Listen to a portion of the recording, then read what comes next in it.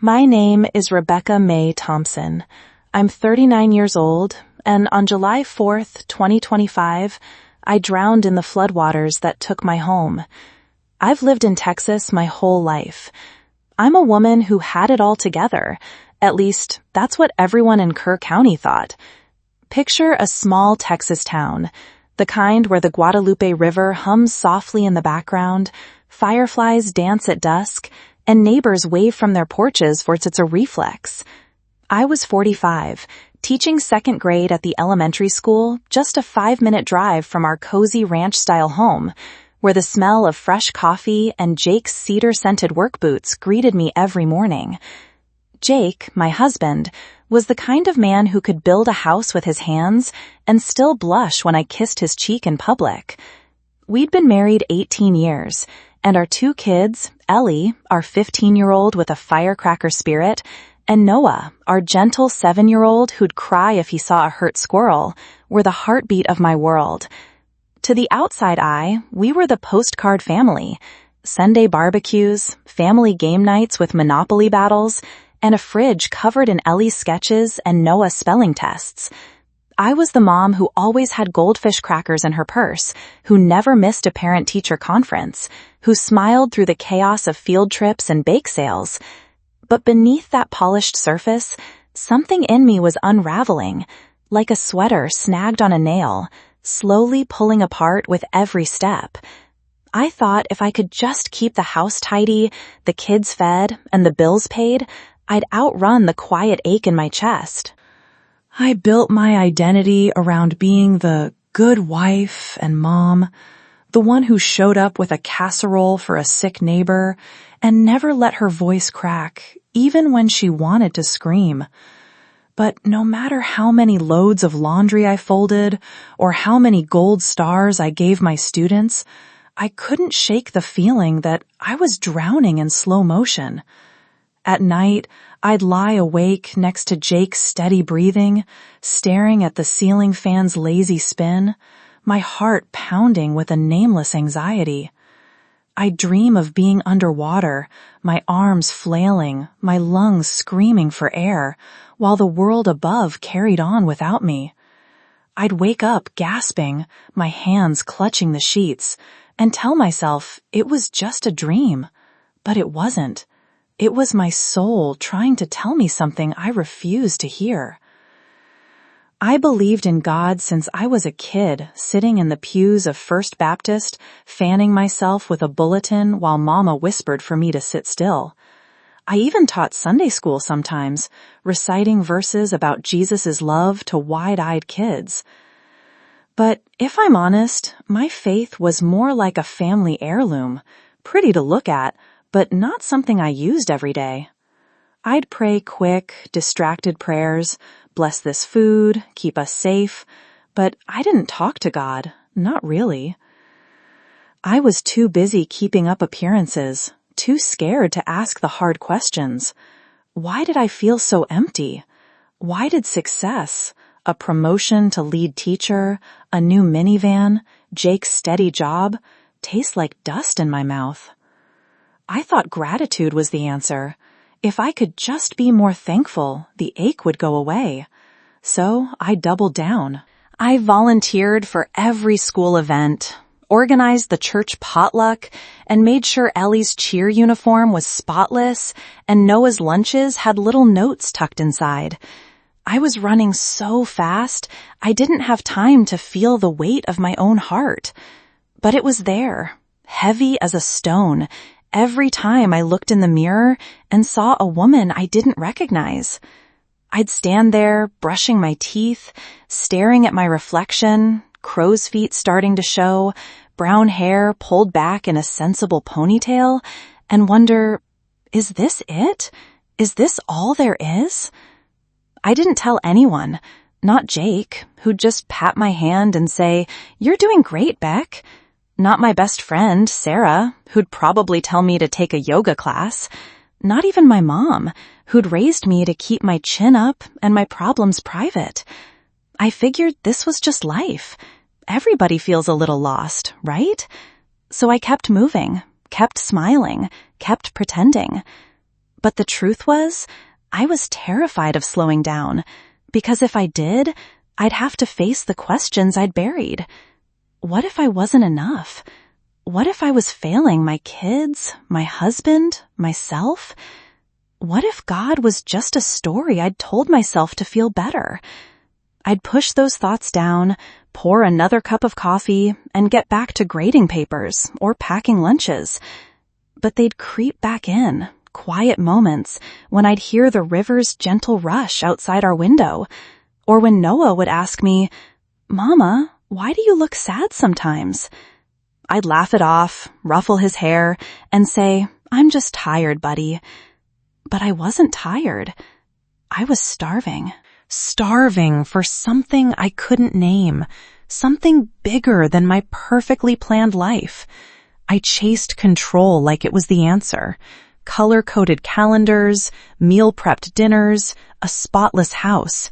If I could just keep everything in order, I'd be okay. But life doesn't work that way. Ellie started pulling away, spending more time on her phone than talking to me. Her once bright eyes clouded with teenage defiance. Noah's questions about God are simple, piercing ones like, "Does Jesus know my name?" left me fumbling for answers I didn't have. And Jake, bless him, was so busy with work that we'd sometimes go days without a real conversation. I'd catch myself snapping at him over little things, dishes in the sink, socks on the floor, and hate myself for it later. I felt like I was holding my breath, waiting for something to break. I'd sit in church, nodding along to the sermon, but my mind would wander. I'd watch families in the pews, wondering if they felt this same hollowness.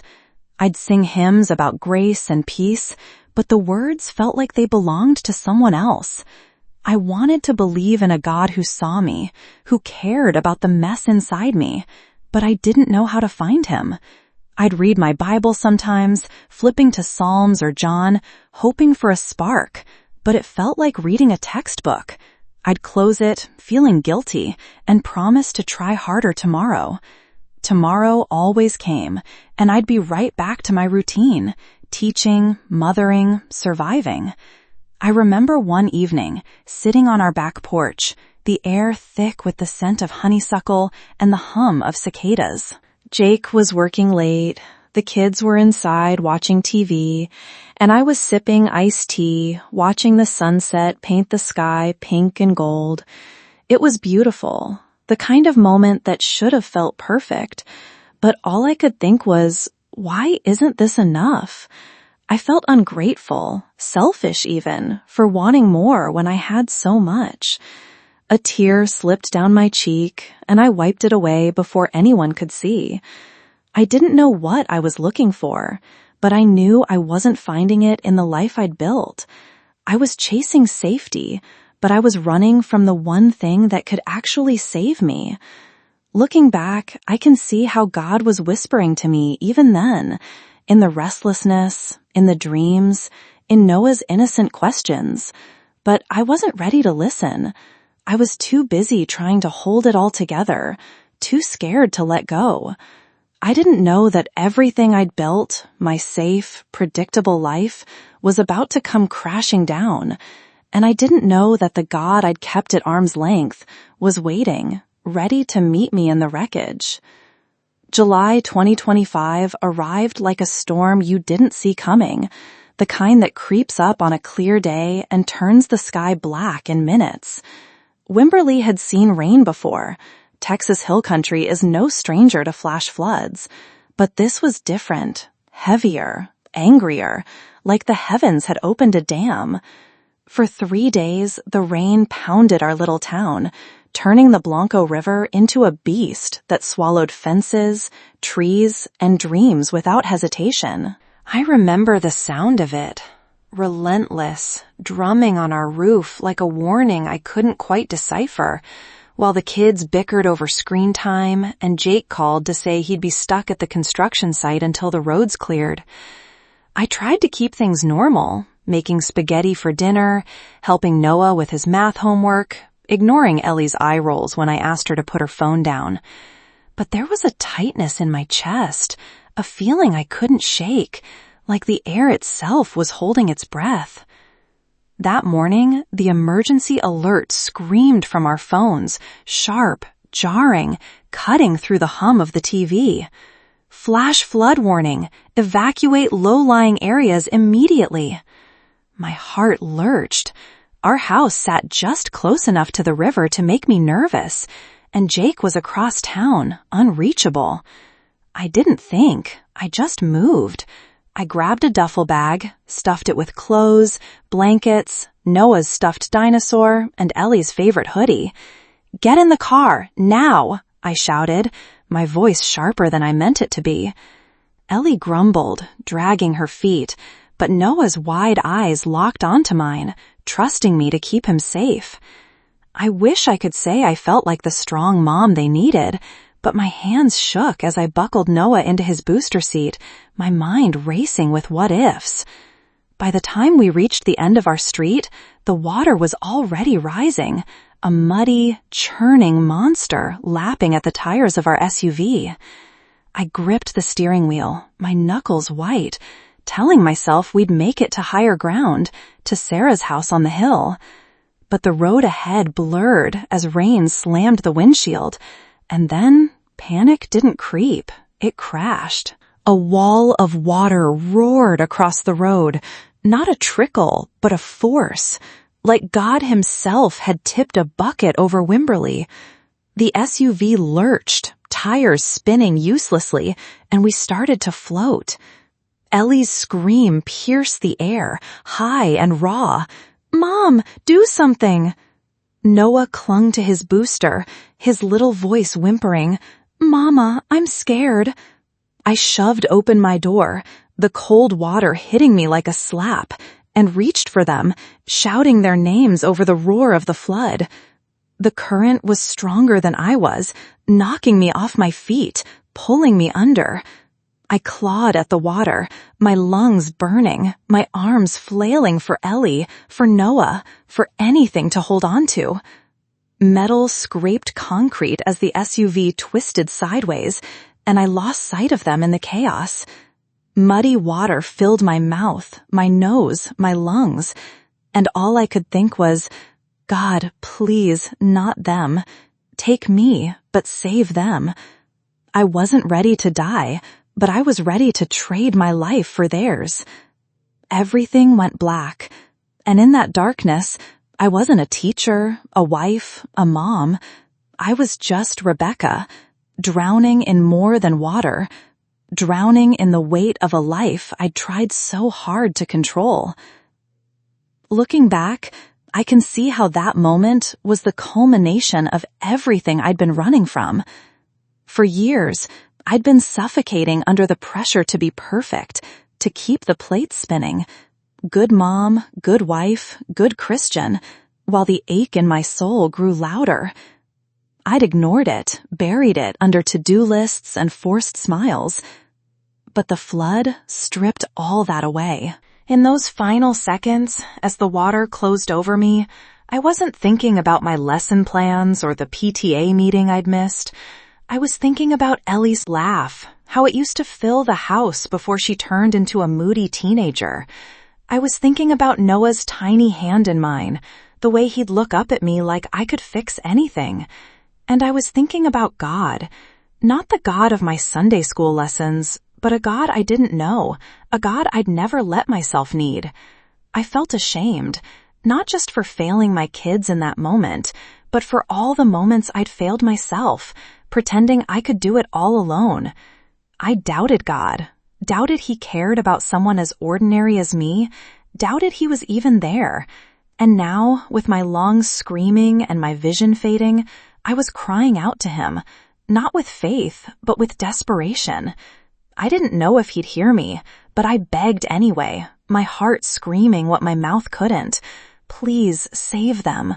Please don't let this be the end. The water wasn't just outside me, it was inside me, heavy, cold, stealing my breath, my hope, my control. I'd spent my life chasing safety, but there, in the flood, I was powerless. I couldn't save my kids. I couldn't save myself. And that was the breaking point. Not just the moment my body gave out, but the moment my soul did. I'd hit rock bottom, not in some dramatic, poetic way, but in the raw, ugly reality of a mother who couldn't protect her children, a woman who'd built her life on sand and watched it wash away. I didn't know it then, but that cry for help, that whispered longing for something greater, was the first real prayer I'd ever prayed. It wasn't polished or proper. It was a scream from the depths of my heart, a plea for a God I wasn't even sure I believed in. And in that moment, when everything I'd clung to was ripped away, something broke open inside me. Not just fear, not just despair, but a tiny, trembling spark of hope that maybe, just maybe, there was someone listening. I didn't know what would happen next, didn't know if I'd live or die, didn't know if Ellie and Noah were safe. All I knew was that I couldn't do this alone anymore. The flood had taken everything from my control, my strength, my illusions, and left me with nothing but a desperate need for something bigger than myself. It was the lowest point of my life, but it was also the moment I finally stopped running. I didn't know it then, but that darkness, that chaos, was where God was waiting to meet me. The world was gone, swallowed by a darkness so complete it felt like I'd never known light. But then, suddenly, impossibly, I wasn't in the water anymore. My lungs, which had been screaming for air, were still, and the cold that had gripped my bones was replaced by a warmth I can only describe as alive, like sunlight soaking into my skin after a long winter. I was above Wimberley, hovering, my eyes tracing the chaos below, rooftops poking through swirling brown floodwaters, trees bending under the river's rage, and there, in the distance, a rescue boat cutting through the current, pulling two small figures from the wreckage. It was Ellie and Noah, their faces pale but alive, clinging to strangers who wrapped them in blankets. My heart should have been pounding with relief, with fear, with something, but instead I felt a peace so deep it didn't make sense, like a quiet that hummed beneath the storm. And then I saw him. I didn't need a name to know who he was. Jesus was there, not walking toward me, not appearing in a flash of light, but simply present, as if he'd always been there, waiting. His presence was radiant, not blinding, but enveloping, like a fire that warmed without burning. His eyes weren't just eyes, they were knowing, seeing every corner of my heart, the shame I'd carried for years, the love I poured into my kids, the doubts I'd buried under busyness. I expected judgment, a tally of all the ways I'd fallen short, but there was only love, so complete it made me feel both undone and whole. He said my name, Rebecca, and it wasn't just a word, it was a song, like he'd been waiting my whole life to say it. The sound of it broke something in me, a wall I'd built to keep God at arm's length, and tears I couldn't feel in my body poured from my soul. I wanted to hide, to shrink from the weight of being seen so fully, but his gaze held me, gentle and unyielding. I wasn't in Wimberley anymore, not really. The world around us shifted, not to a place, but to a kind of understanding, a realm where time didn't press, and answers weren't words, but truths you felt in your bones. He showed me America, not the one on maps or news feeds, but its spirit, its heart. I saw families locked in digital cages, faces lit by screens, their voices silent to each other. I saw churches cloaked in a smog of routine, preaching without passion, their doors open but their hearts half closed. I saw hearts starving not for food, but for truth, for meaning, for something real. It was heavy, overwhelming, like looking at a world drowning in its own distractions. I wanted to ask why, to argue, to say I was just one woman, just a teacher, just a mom. What could I do? But before I could form the words, he spoke again, his voice soft but piercing. They cannot hear me now, but they will hear you. My chest tightened, not with fear, but with purpose, a weight I didn't understand but couldn't refuse.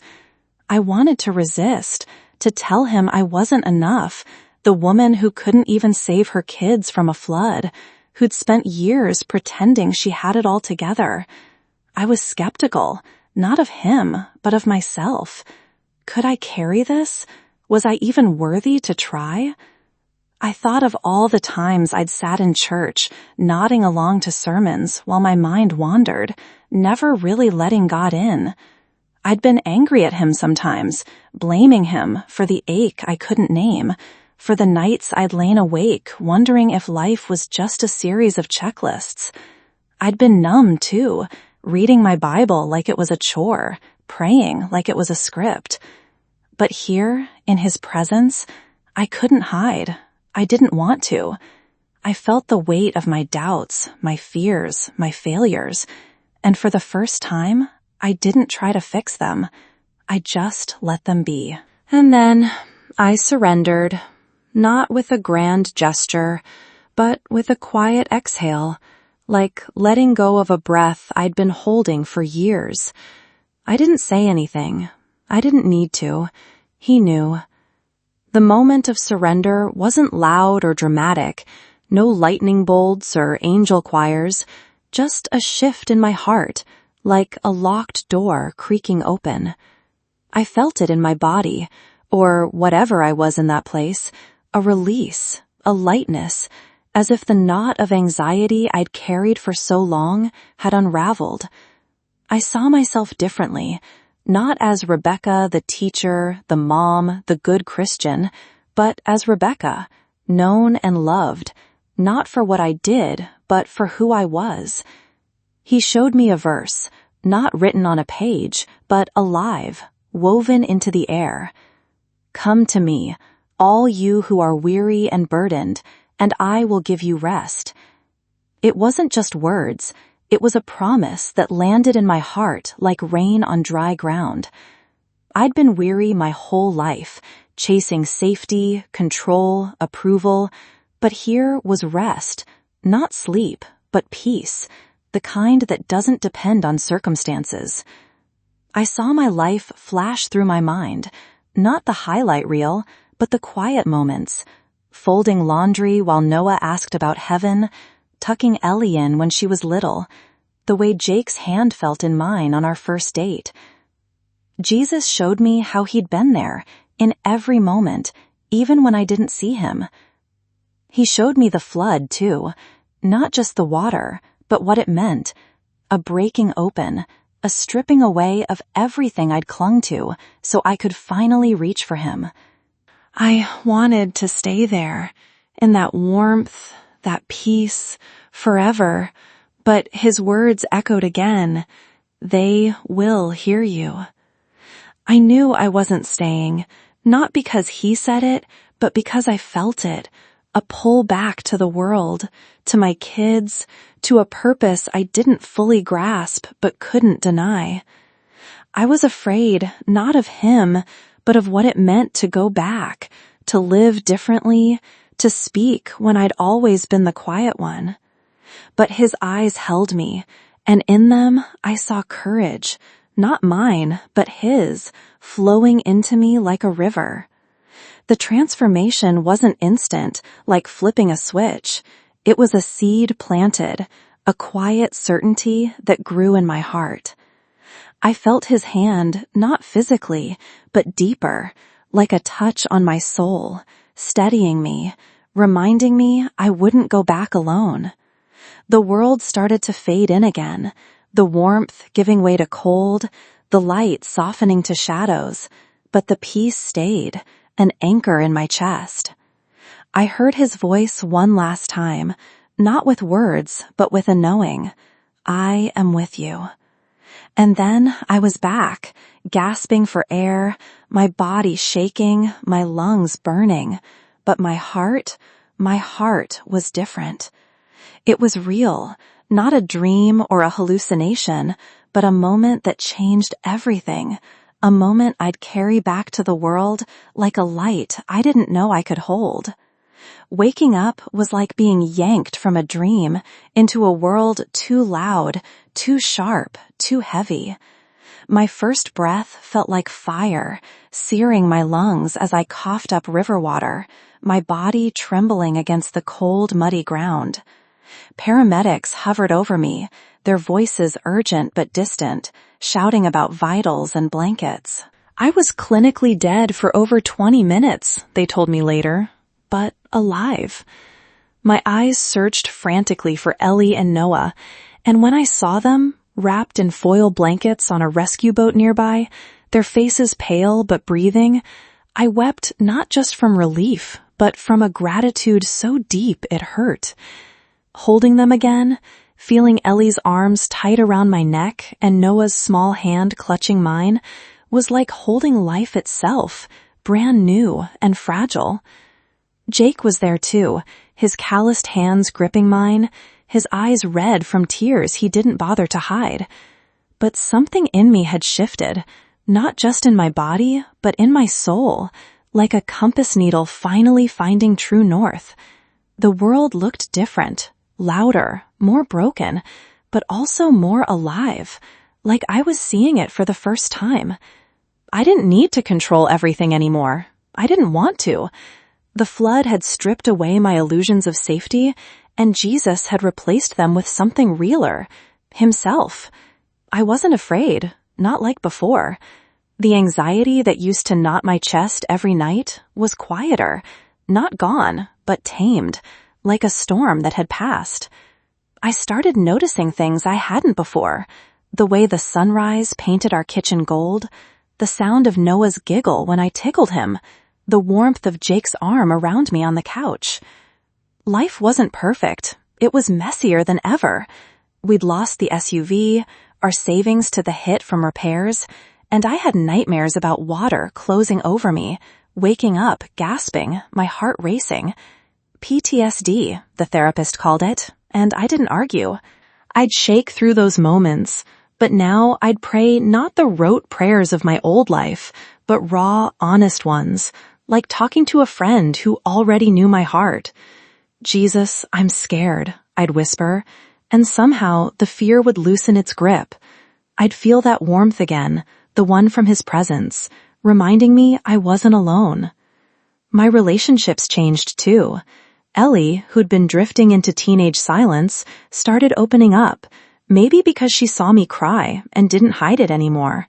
We'd sit on her bed, her head on my shoulder, talking about school, boys, or just nothing, and I'd marvel at how God was knitting us back together. Noah's questions about God didn't stump me anymore. I'd tell him, Jesus knows your name, buddy, just like he knows mine, and mean it, not just say it. Jake and I started talking, really talking, not just about bills or schedules, but about dreams, fears, faith. He wasn't sure what to make of my experience at first, his practical mind wrestling with the idea of me seeing Jesus, but he listened, and over time I saw him soften, pray with us, even cry once when we read Psalm 23 together. I wasn't the same Rebecca who'd spent years hiding behind a smile. I stopped pretending I had it all together. At school, I'd share my struggles with colleagues, how the flood had shaken me, how I was learning to lean on God, and found they'd open up too, about their own fears, their own aches. I started speaking at women's groups, small churches, even a community center, not because I was some preacher, but because I couldn't keep quiet about what I'd seen. His words, "They will hear you," echoed in my mind, pushing me past my fear of standing out. Some folks at church embraced me, hungry for hope. Others raised eyebrows, whispering about that woman who thinks she saw Jesus. I didn't care. I knew what I'd experienced, and it wasn't for them to judge. I started a podcast called Still Waters, Just me and a cheap microphone, sharing stories of faith, mine and others, because I believed everyone had a story worth telling. The first episode, where I told my own story, got a few hundred listens, mostly locals, but the comments of people saying they felt less alone, that they were searching too, made my heart swell. Life still threw curveballs. Bills piled up, Ellie got into a fight at school, and some days doubt crept in. Had I really seen him, or was it just my brain playing tricks? But then I'd remember his eyes, the way he said my name, and the peace would come back, steady as a heartbeat. I read my Bible differently now, not as a duty, but as a conversation. John 16:33 hit me hard. In this world, you will have trouble, but take heart, I have overcome the world. It wasn't a promise that life would be easy. It was a promise he'd be with me through it. I faced struggles differently, not with my old need to control, but with a trust that God was working, even when I couldn't see how. I'd pray in the quiet moments, like when I was grading papers or washing dishes, and feel him there, not as a distant deity, but as a friend. I started writing letters to people, neighbors, colleagues, even strangers who commented on the podcast, sharing bits of my story, inviting them to share theirs. I'd end each one with, if you're where I was, feeling lost, there's hope. He's waiting for you too. I wasn't trying to convert anyone. I just wanted them to know they weren't alone. My purpose had shifted. I used to think my job was to keep everything together, house, kids, reputation, but now I saw it was to share what I'd been given, a second chance, a new heart, a story that could point others to him. I still taught second grade, still packed lunches, still argued with Jake about leaving dishes in the sink, but it all felt different, lighter, like I was carrying a light I hadn't known I could hold. I'd walk by the Blanco River sometimes. Its water's calm now, and instead of fear, I'd feel awe, remembering how God met me in the flood. I wasn't perfect. I'd snap at the kids, worry about money, question myself. But now I didn't hide those moments.